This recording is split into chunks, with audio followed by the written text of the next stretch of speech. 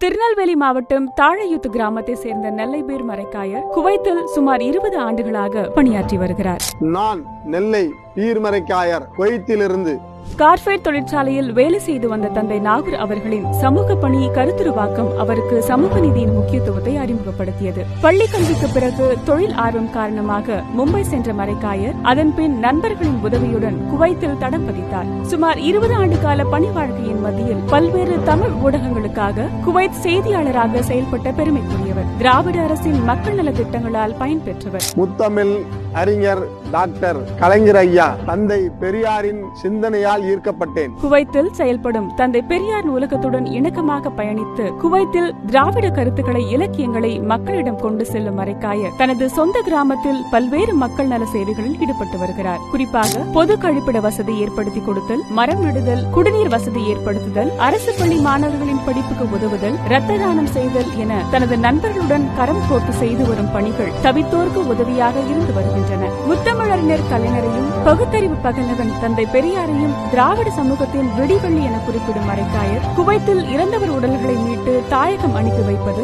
தவறுதலாக சிக்கிக்கொண்ட பெண்களை மீட்டு தூதரக உதவியுடன் தாயகம் அனுப்புதல், குவைத் நிறுவனங்களில் பணிபுரியும் தொழிலாளர்களுக்கு சட்ட ரீதியில் ஆலோசனைகள் வழங்கி அவர்களுக்கு நீதி பெற்றுத் தருவது உள்ளிட்ட பணிகளில் முழு ஈடுபாட்டுடன் செயல்பட்டு வருகிறார். வாய்ப்புள்ள களங்களில் எல்லாம் தன் சமூக பணியால் மிளிர்ந்து வரும் நெல்லை மரைக்காயர் திராவிட அற்புத விளக்கு.